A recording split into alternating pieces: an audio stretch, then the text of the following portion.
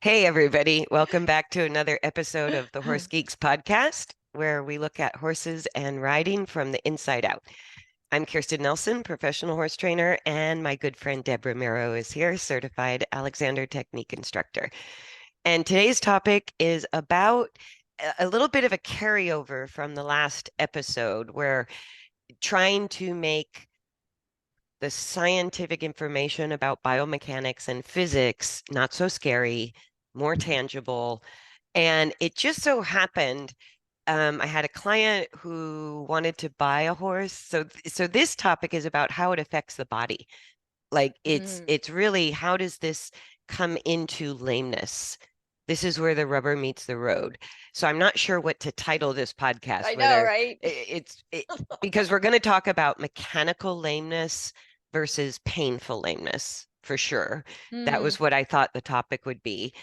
But it kind of expanded into sharing this story I about, like the story. yeah, I do too. So let's start with the story. Let's start there. Yeah. And then it's a story that kind of takes us into the practical, everyday, tangible relationship between physics and mechanics. That's where we're going to end the story. So we will get there. Stay with us. Stay with Stay us. with us. It's an interesting story. So the story starts with a good client of mine who has moved out of state, but we're still in touch. She used to be local. She's out of state. When she was local, I helped her with a horse that was not the easiest horse and not all that safe. At first, not even safe to like lunge and do groundwork with, and really pretty sketchy to ride. And she had a lot of balance issues, but she also had a lot of fear issues on top of her balance issues, and they're interrelated. But that's kind of what the combination is that we label as a difficult horse, Right. is when the mechanical coordination is so far off that they feel unstable in their own skin, and that can perpetuate fear. Plus, if people have handled them harshly because of the fear, that compounds the fear with memories of being more scared from people, not just scared about how they feel, right? So all of that is what kind of stacks up into what we call a difficult horse.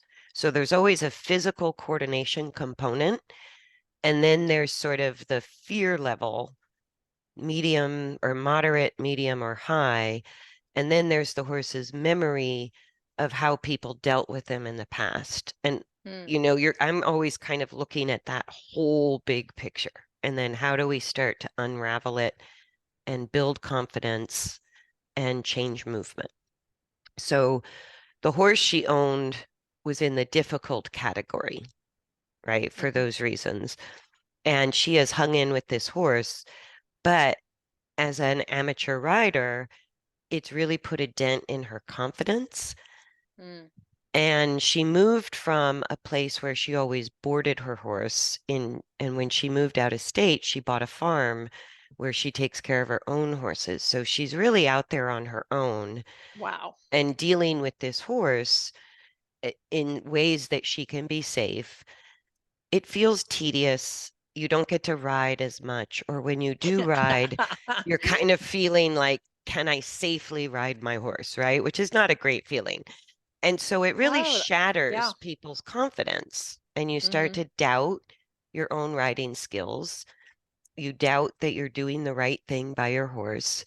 And so it's a tough situation. So with that background, this same client contacted me and started sending me videos of horses that were for sale to look at. And I kept thinking, are you going to rehome your horse? And she goes, no, I'm going to keep my horse, but I decided I have room and I'd really like to find a horse that I can ride and feel confident riding. And then I can go, I think I could deal better with my horse. It's a little trickier. And I agree with that. I really agree with that because getting our balance and our confidence is hard enough on a horse that we feel safe to ride. And Yeah, so I can, yeah, I get that because dealing with my big mare, if I didn't have another horse that's, was solid, safe to ride. reliable, safe Mhm. to explore, it would have been much harder. It would, it's like I don't even know if I only had that one horse that was explosive, going out to the barn would be a big deal. It's a chore. Yeah. Yeah. And it feels like work and it kind of sucks the Mhm. fun out of owning a horse, Mm. right? So I really agreed with my client to get this second horse, but all the videos she was sending me were these young, like super athletic horses.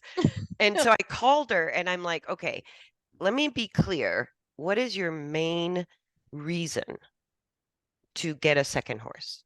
Like, let's get really clear. What is the reason? What's driving you to do that? And what she said to me was, I want to get on a horse and not have to think so hard. I Mm. want to get on a horse and just feel like if I don't feel like working on my own balance, we could still ride. I don't have to think hard. I could maybe go out on some trail rides or some little local shows, but I really want to rebuild my confidence and I want to remember why I have horses, just the fun of riding, Wow. right? And I go, great. Once we're clear on that, now we can find the right horse. And I said, every single video you've sent me is not meeting what you're telling me at all. It's Yeah, at all. And so then you always want it's like me when I would go to the racetrack yeah. to place bets on horses. It's like, "Oh, look at that pretty one with the four white stockings. Yeah, bet on that one." I I know. never win. I mean, it's just like, Well, that's how I picked my first horse ever when I was 16. I go, he's the right breed, he's the right color, he's the right height. And oh yeah. my God, did that start my learning journey, right? So so it was so interesting to kind of pin down, what's your vision when you get this horse? What's your Mhm. vision of what you want to do with this horse? And so when she said, safety was sort of number one, rebuilding Mm. confidence. So then I go, you're sending me the wrong horses. You're looking at the wrong horses for what you're saying you want. And she goes, well, the second layer comes out. She goes, I want a horse that's not, crippled, lame. I want a decent moving horse, right? And so that's why she's sending me all these videos of these uber athletic 4-year-olds, 5-year-olds. And I'm like, I go, okay, so number one, if you want a Safe, number safe 1. horse, number one, nothing under 10 years old. Mhm. I Good go, point. that's how long it takes for their brains to come in. So, first of all, nothing under 10 years old. And I said, the problem with that is everything 10 years old and older is going to have a lameness issue. So you have to decide, and that's just the reality of our current horse world right now. It's not a judgment. I'm not blaming. I go, it's just the Mhm. reality of If because anything's been in work. if anything has been working for, 5 to 10 years, if you got your 10-year-old horse, you're going to have some kind of lameness issue. So And that brings I'm a bit us, confused. So, lameness. Yeah, let's explore what you mean by lameness in this instance. so this is what brings us to like sort of the topic I Yeah. wanted to talk to, What's is I go, truly lame? we're looking at there's something like in veterinary or scientific education, they break lameness in veterinary studies into two categories. There's mechanical lameness, and then there's painful lameness, Mm. right? So those are the first two categories to look at lameness. So what is mechanical lameness? Mechanical lameness is exactly what you and I work on all the time. That's Hmm. our specialty, is changing, altering the mechanical coordination of the skeleton to optimize the coordination, right? To use the body the way it was designed to be used. And if we're not doing that, then the mechanical coordination of the body is mechanically malfunctioning or mechanically lame. That doesn't mean the horse looks lame, right? Oh no, I get what you're saying. Okay, So that makes sense. the definition of a painful lameness is when the poor mechanical coordination Hmm. has gone on long enough, or the horse had a sudden injury that Right. now the human eye can detect deviation of movement, right? So before you can have, like when a vet comes, you have on the painful lameness side, you begin with grade 1 and it goes up to grade 5.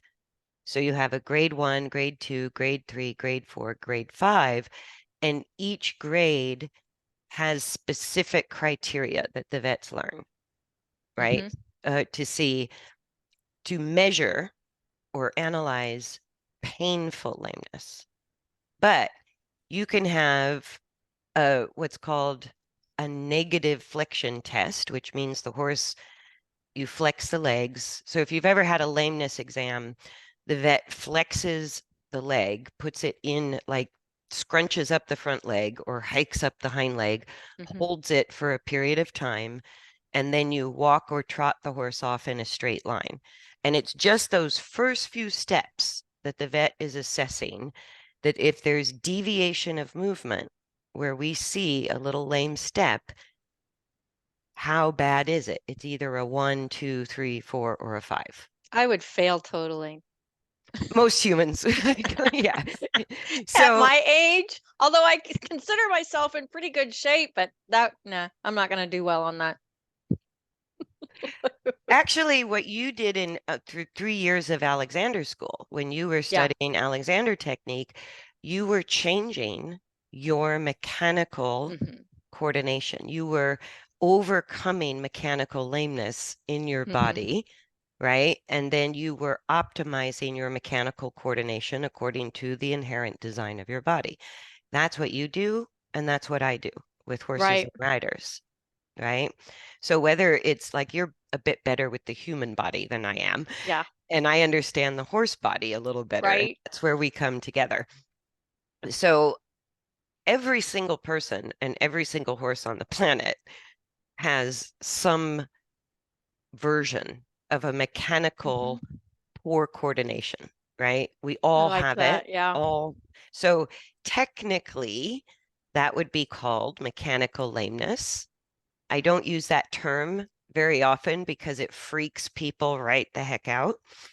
So I go, it's mechanically poor coordination. That's a good way to put it. It's a softer way to put it than saying, Yeah. hey, your horse is Is mechanically lame. lame. Yeah, I don't use the The four-letter four-letter word. word. Try to avoid the four-letter word. What? So painful lameness is when we can, with our human eyes, detect deviant movement, something that is not normal movement. And if you think about it, this is one of the deepest problems in our horse industry is human eyes detect as a predator species, right? We are a predatory species, Hmm. right? Horses are a prey animal species. So if you think about in a herd of horses or zebras or deer or elk or anything, the lion or the predator is going to pick out the weakest link. Hmm. And how does the predator see the weakest link for dinner? Deviant movement, right? So horses are masterful compensators. Hmm. They can rearrange their body and be severely mechanically lame, let's just say that for this podcast, they can be severely mechanically lame and still not show a grade 1 painful lameness Hmm. because that is a survival instinct. It's a survival mechanism to be able to rearrange and adapt and not show deviation of movement because it would attract the eye of the predator, Right.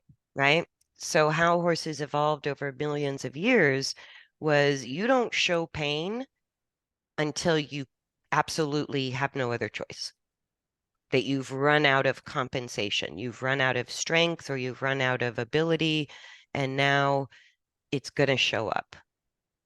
And once it shows up, it's going to be a grade 1 or a grade up to grade 5, right? So this horse that came in, sorry, I lost my place in the story.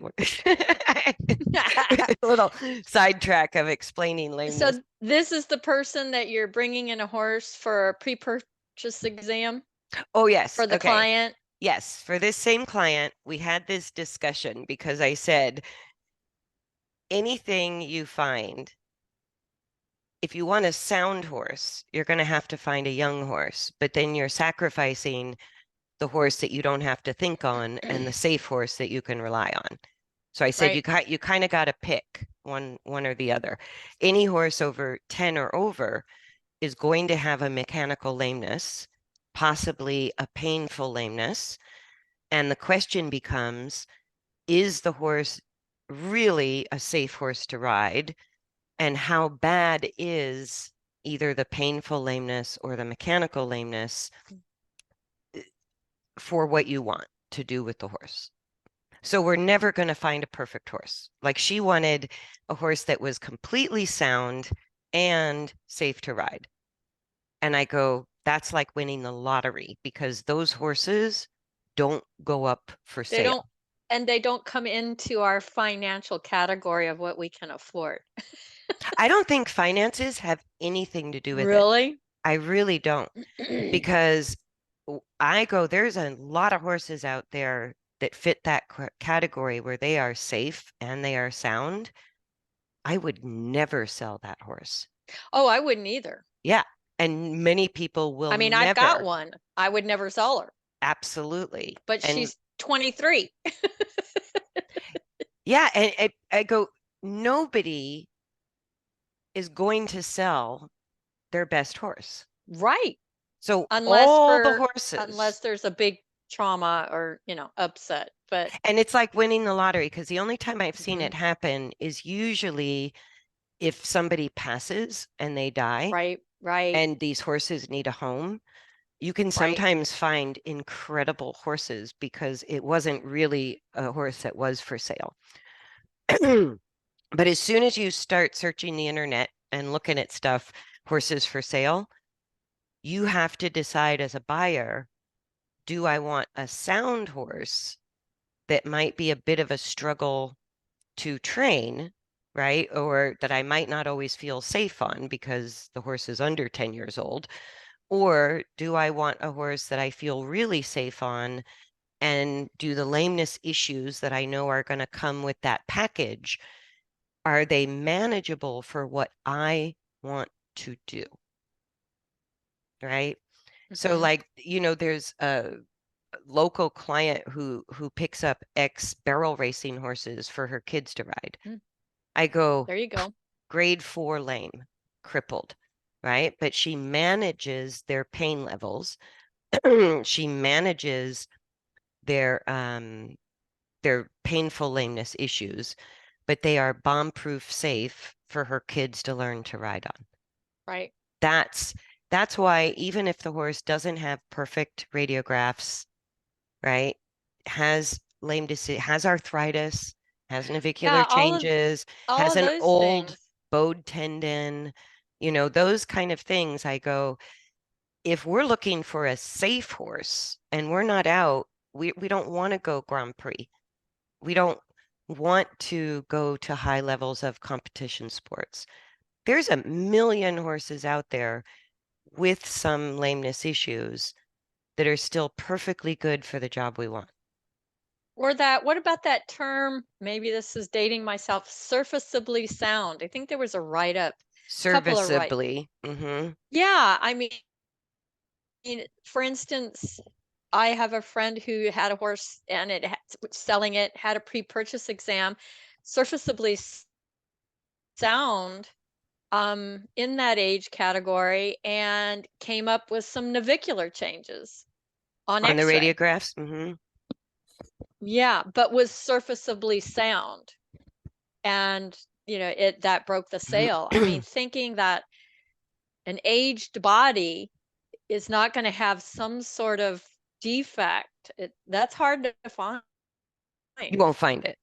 Yeah, it's hard to find. You're going to have some sort of, it's kind of like if you've got a person, for instance, I was in a car accident a long time ago and they did a bunch of x-rays and they go, "Oh, look at all these bony changes in your spine. You've got stenosis here and lotta." And I'm like, "Really?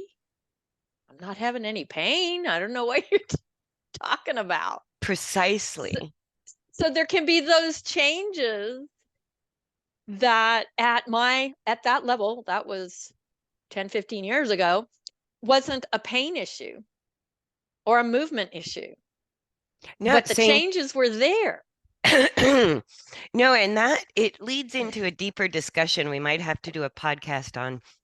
Is it the current paradigm of all of medicine? And I had the same experience. I had a horse pull back when I had the reins over my Mhm. elbow. I was leading the horse back to after a ride, leading the horse back, and I had the reins over my elbow, and the horse spooked and pulled back and ripped my arm backwards, like really bad. I thought, I tore the rotator cuff or something, right? And with the first set of x-rays to make sure nothing was broken, they go, "Well, nothing's broken in your shoulder, but you're riddled with arthritis." I was like, Thank you. "Really?" They go, "Oh yeah, it's old and ugly. You're like riddled with You're arthritis." crippled. And I'm like, "Really?" And and so the paradigm is that because I even went to an orthopedic surgeon and got an Mhm. MRI. None of my tendon ligaments, my rotator cuff was fine. I had no broken bones. And he's like, "But you're riddled with arthritis." And I'm like, "Well, yeah, if you're telling me it's old and ugly and it's been there, I didn't have pain until the horse ripped my arm Right. backwards. Right. So it could not, the pain isn't that." But the paradigm of even in human medicine is if we see pathology, pathology causes pain. And I go, It's a "No, sticky wicket. there's Sticky a wicket. whole, like, there's this vet that gave a lecture I listened to once who goes, no, pain is the precursor to pathology." Interesting. That's a whole nother That's a podcast. totally different way to look at Yeah. it. And so I looked at it and I go, arthritis is my favorite problem to have, right? Mm. Because I go, you never change the radiographs. The x-rays are what they are, but that doesn't mean there has to be pain, Right. Exactly. You right? still have functionality even though the radiographs show something different. Yeah, the horse I picked up for Yeah. free with bad navicular changes and then a year of with somebody else developed ring bone. He was grade 3 lame without a flexion test on that foot when I took him. And now his x-rays look no different, but he's sound completely, walk, trot, canter. Right. And so I go, but the x-rays haven't changed, but the Right. pain has gone away. Exactly. Because, and this is where we can tie into the last podcast, when you change the mechanical coordination, you're altering the impact forces through every joint, every foot, right? Every hoof on the horse, through every joint in the body. You're altering muscle use, you're altering tendon and ligament tensile strength or use. And so when you alter the mechanics and bring them towards mechanical efficiency or optimizing the coordination of the mechanics, you're altering, what do you call it, like shear forces? You could call it, yeah. I mean, you can look at strain, counter strain, the tensegrity model. It affects everything. It's global. Yeah. It's And a so, global experience, even though you are maybe isolating movement, but it's going to affect global movement. yes. And the forces, the invisible forces, when we have mechanical lameness, it turns into painful lameness over time. Mhm. And this is the cause of arthritis, right? Anything that ends in itis means inflammation, Right. right? So inflammation in the joint is going to cause the body to produce more bone in order to find stability and manage the forces of motion coming through that joint the wrong way. Yeah, and I think I mentioned in the last podcast, David Gorman, Alexander teacher, hand drew an anatomy book and actually put the striations of force Yeah, on the bones. And that can change those striations. He just did the way he thought it was. But those striations come in with force and use, is how those, even the mechanics of the striations of the bones.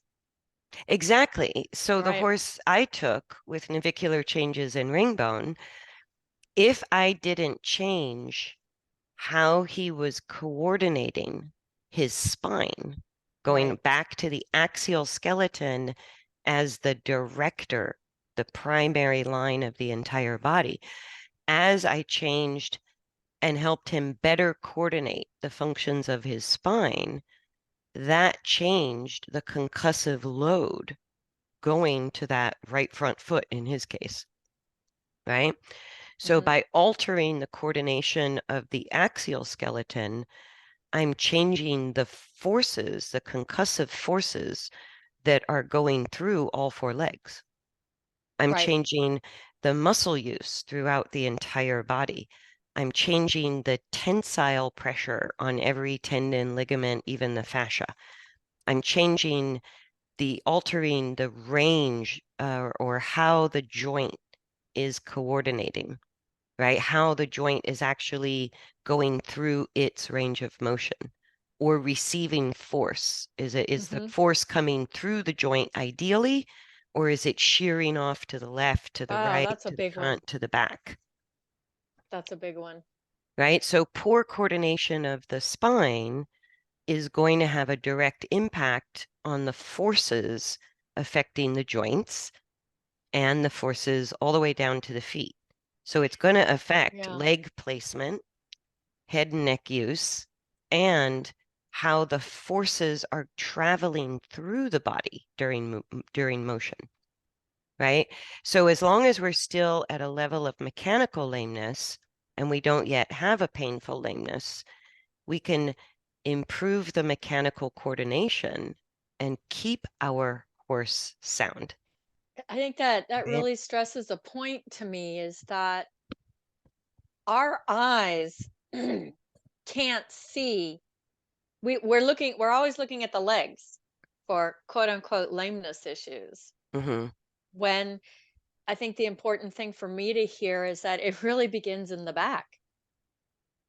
It depends on what you're doing, Really. because I would agree from the farrier's perspective and from the vet's perspective.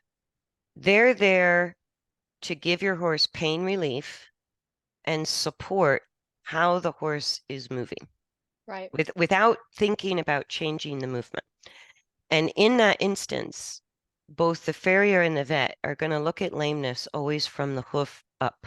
That's a good point. They're going to start at the bottom of the leg and work their way up, right?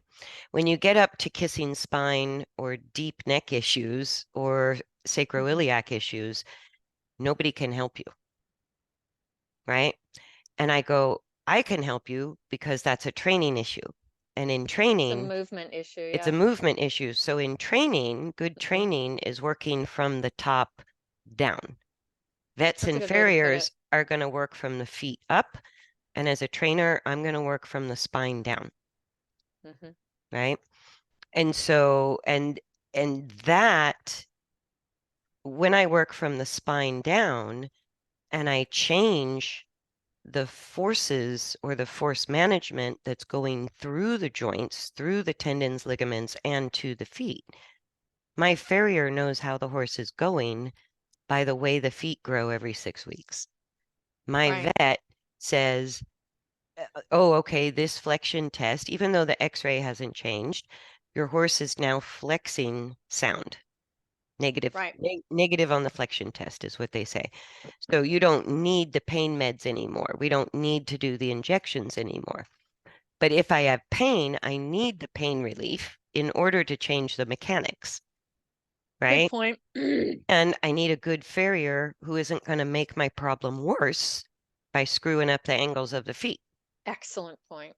right? That's a whole nother topic. So I need the training, the vet, the farrier. I need that whole, I need those three perspectives on the same horse. Mhm. Does that make sense? Oh, yeah. So to continue my story, here's an example of this. We finally find a horse that is really safe. And what was so cool is the owner of this horse, she's a jump rider, stadium jumping. And she got this horse who had an amazing show record for jumping, right? And she noticed when she was jumping him that he wasn't quite pushing off to the jumps the way he should. So she didn't do a pre-purchase when she took the horse. She just went off his Mm, show record. And she took the horse to the vet finally. And when they did the flexion tests, he was pretty lame. They did some x-rays and they found really gnarly, bad hock arthritis on both okay. hocks, right? So they injected him that day to give him some pain relief, but they basically said he can only jump a meter or under. And she She does wanted upper to do bigger level than that. stadium Mhm. jumping, right? So she goes, I need to rehome this horse, right? To somebody who, but she goes, her problem was as a seller, I thought this was fascinating, is everybody who came to look at the horse was looking at his show record. Wow. And everybody who was interested in him, um, who could ride him over jumps, wanted to inject him every 3 months and Yeah. figured they'd only get a year or two before he was wiped out. They wanted to do the same thing. And so she Yeah. just said, you can't buy my horse, right? Because he's such a kind horse. And then she found this lady I'm working with who wanted a safe horse and doesn't want to jump, right? Because she said if you jump this horse, he can become quite strong, which, okay, I Ah, get it. If he has hock arthritis and pain, he's going to get really strong over jumps, right? So somebody who wanted a safe horse couldn't jump him, and somebody who wanted to jump him was going to cripple him. right. And so these two people connected. It was beautiful. I love it when things come together like Yeah, it this. takes a while, doesn't Yeah. it? It's like one of those moments you go, okay, The okay, I'll be stars involved. aligned. The stars aligned. Yay. So the owner actually dropped the price because she found someone who was going to try to keep this horse comfortable and not tax these hocks anymore, Right. right? She just wants it for maybe, lower level dressage, trail riding, and really her main purpose is I want a super safe horse that I can rebuild my confidence on, Mhm. right? So we still did a PPE, a pre-purchase exam on this horse to kind of get a gauge of how bad is it, right? Am I going to have this horse over time? Is he kind of fixable? And so even though his hocks were injected only a month ago, when we did the flexion test, he was a grade 3 on the left hind with a looseness in the stifle, plus Mm, the hock arthritis. And he was like a grade 1 on the right hind, right? So that made everybody a bit nervous because he just had the injections. But when we put him on the lunge line, walk, trot, canter, you couldn't see a single lame step. He was actually a really nice mover. So you couldn't see it unless you did the flexion test, right? So then when I worked with him, what I found as a trainer in his coordination, the hindquarter, first of all, he wasn't engaging correctly and using his back. So he Mm, was jumping a little hollow, which was what the wear and tear was on his hocks, right? So I that go, makes okay, sense. we can change that. And then here's how the coordination and the physics tie together in this specific instance is when I worked with him and rode him, it was his right hind leg that was underused. It felt restricted. It was stiffer. He didn't want to bring it under as far. He had a hard time balancing on the right hind leg, which was the more sound leg in the flexion test. So the left hind leg, which was not only the hock, but now starting to loosen up and wreak a little havoc with the left stifle, Hmm. right? Hock and stifle on the left leg. I said, that's because that's where he's putting his body weight, right? So It's kind of like left-handed people, right-handed people. exactly. Yeah, So the problem that I'm going to address through training is to restore the function of the right hind leg. That's going to change the concussive forces and the chronic weight bearing through the left hind leg, right. right? That's how he's going to become sound again, right? And she doesn't want to jump him. She doesn't want to do anything fancy. So when I rode him, the question in my mind, whether or not he was the right horse for her, is if I ask him to use this right hind leg or use both legs more, and I don't let him just move the way his habit is, Right, some horses can have a pretty negative reaction. That can scare some horses.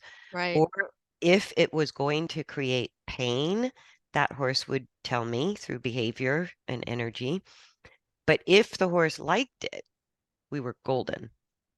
I go, right. that's a horse that the training will be safe, whether you're good at it or not. The horse will enjoy the process of healing. So you get to ride while you restore better mechanical function. Hmm.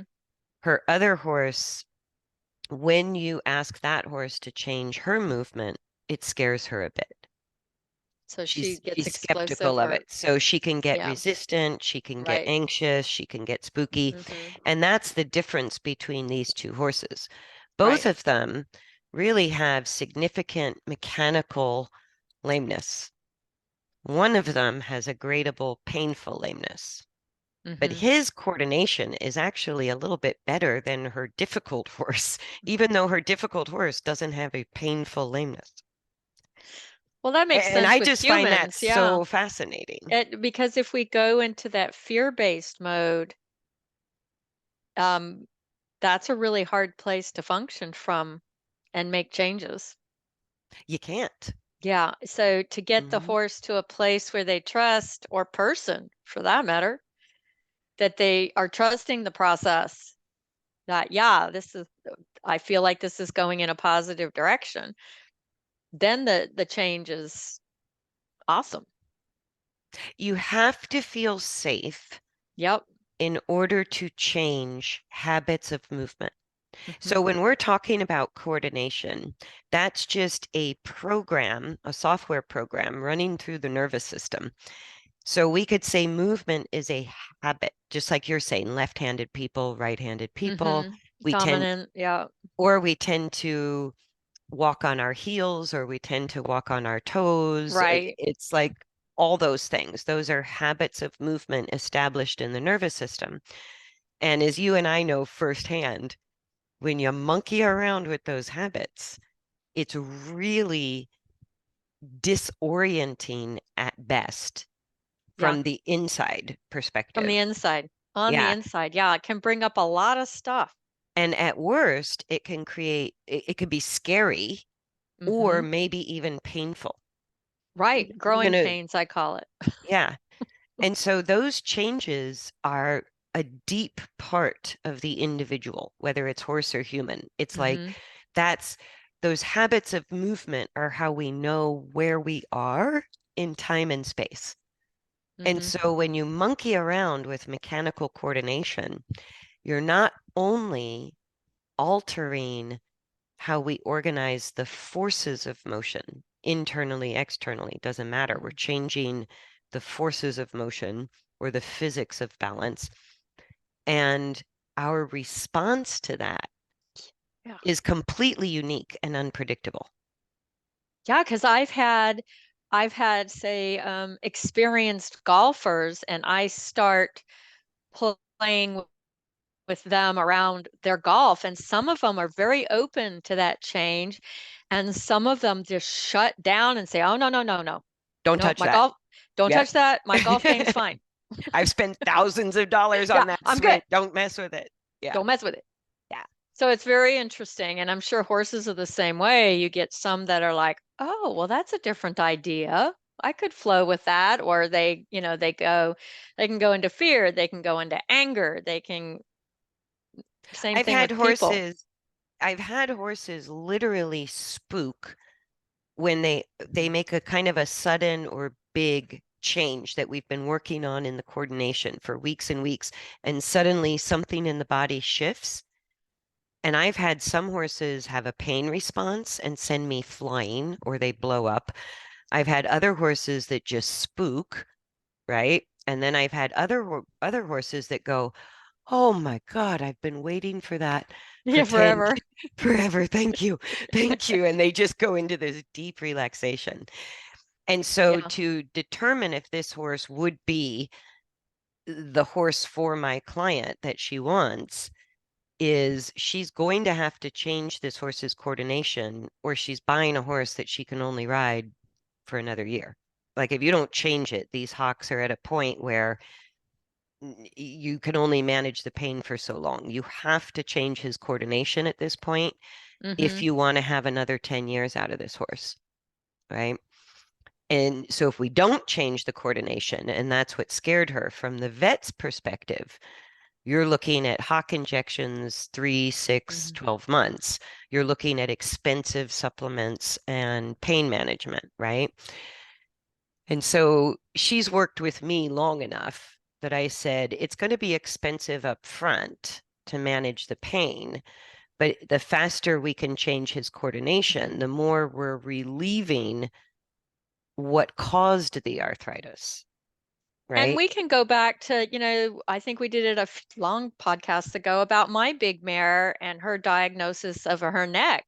And the neck arthritis, Yeah. absolutely. I mean, and it all came back on us. We worked together on, man, we've really got to figure out how to help this horse manage herself so she stays out of pain. And changes, Yeah. absolutely. Yeah. No, and we did x-ray the left stifle on this particular horse just to see what it looked like. Zero arthritis, clean as a whistle. Interesting. But the vet could feel the looseness The of the cha right the to the left, and she hmm was concerned about it. And I thought on the flexion test, again, everybody sort of assumed from the radiographs that the grade 3 lameness on the left hind was due to the hock arthritis, hmm right? But he was only grade 1 on the right hind. And when I asked the vet, I said, was the left hind worse arthritis? She said, no, the arthritis was really pretty equal between both hocks. Not, one was not significantly worse than the other. They were both, you know, pretty gnarly, but they Right. were pretty equal in their bony changes in the pathology. And so I went, aha, he was more lame on the left because the stifle is starting to have a pain issue. So he's getting multiple stress points instead Because of if you just if you one, yeah, if right? you don't change the balance and Right. start You get to more negative changes in other places. right. So even though the hock Yeah. arthritis was more equal, right? Which makes sense as a high level jumper, probably ridden by very good riders. He might have jumped a bit hollow, but one hind leg it wasn't asymmetrical stress between the two hind legs. It was pretty symmetrical stress. But then he's now starting to show he's not in work, right? He's not doing his job. So more pasture time and more flat work time. Now his left-handedness is showing up, Mhm. right? And so now the left stifle is showing pain and signs of stress, Mhm. but the x-rays are still clean. That's mechanical lameness. That's Yeah. mechanical lameness, right? That was actually to the point of being gradable. But I found that so fascinating. I go, if the hawks were equal in their pathology, but you had significant lameness on the left hind compared to the right hind, that's what I'm freaking talking about Mhm. when I go, pain is the precursor to the pathology. It's not the Mhm. pathology that's causing the pain. So the Right. I gnarly, get it now. yeah, the gnarly little bony changes on the x-rays that scare Mhm. the pants off of everybody. I go, you can have those and still be pain-free. And That's still you. That's me. That's my function. Mhm. horse, Yep. right? Yep. We're I doing go, good. or you can have pain, which was this horse's left stifle, but no change, no pathology.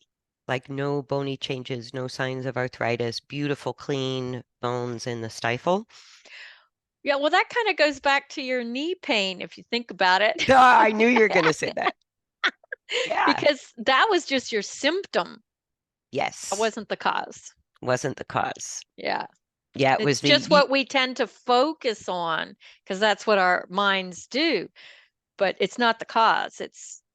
The functionality of the movement has to change the pain level. no, and horses' hocks are very much like it's not the equivalent to the knee. So a horse's stifle has the patella and the Hmm. condyles, and Hmm. the horse's stifle is technically the equivalent to the human knee. But functionally, like you've pointed out, the knees in the human take the brunt between Hmm. any imbalance. It's like the middle joint between the hip joint and the ankle. Yeah, So if the it's hip joint isn't functioning correctly, it can come out at the knee, the pain. Or if right. the ankle isn't functioning correctly, matching the use of the hip joint, then the knee is Hmm. the one that's sort of the weak link, right? And Right. functionally for horses, the hock is such an interesting joint because Yeah, it is. it has five bones, and every time that joint flexes, folds, and extends, straightens, there's also the upper two bones rotate right while the lower two bones rotate left, or vice versa. So there's this twisting, just The like our shearing. knees, there's a Hmm. bit of a twisting action in forward motion. And so hock arthritis is like every horse probably has some degree of hock arthritis, Hmm. just like a lot of people have issues with their knees. It's just that common. Right. Okay. And so for a horse that isn't competing at a high level or taking big jumps, hock arthritis is not a big deal. Right. Right. And to me, it's an easy fix because if I change the coordination of the spine, and when I rode him, sure enough, I think we've talked about rotation before. As soon as I would put him on a right turn, his whole barrel rolled off to the left so strongly that I was perched on the right edge of my saddle to be balanced, right? So that's the right hind not functioning. That's the overloading of the left hind.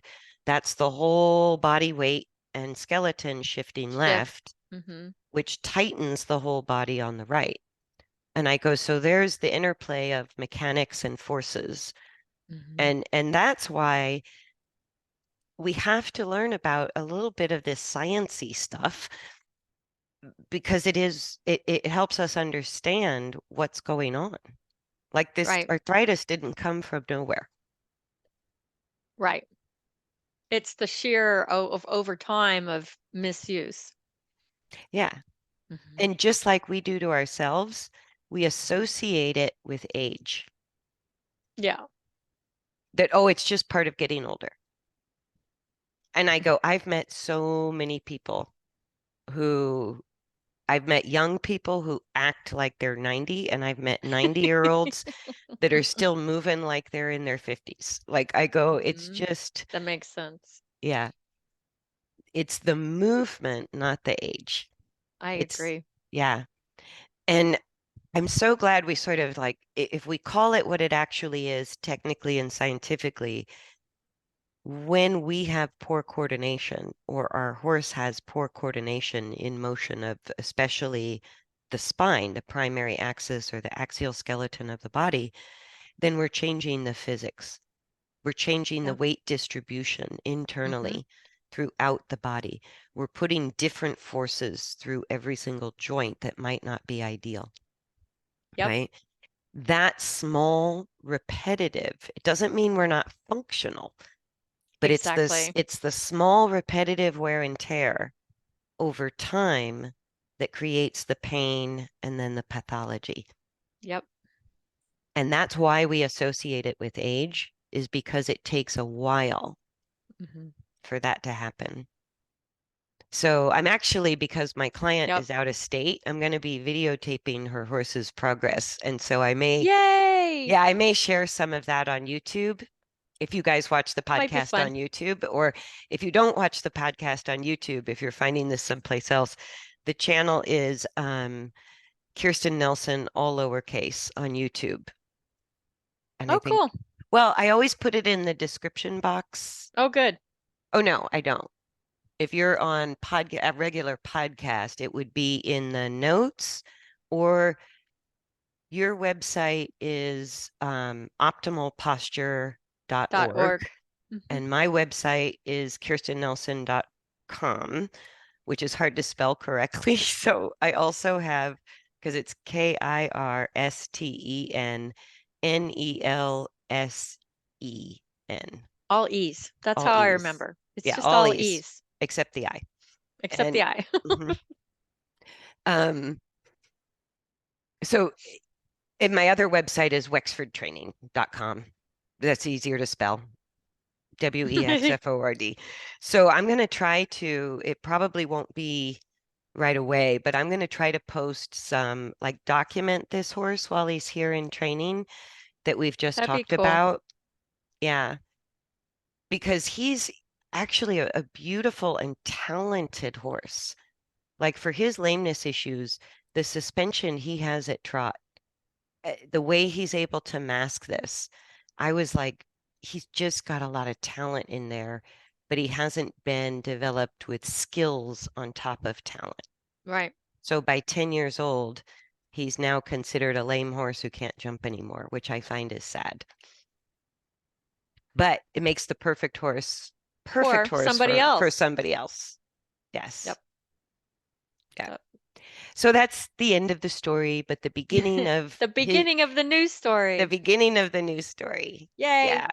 So thanks for joining us, everybody. I think this was a long podcast. We better wrap it up. And we look forward to seeing you next time on the Horse Bye, Geeks podcast. everybody. Bye.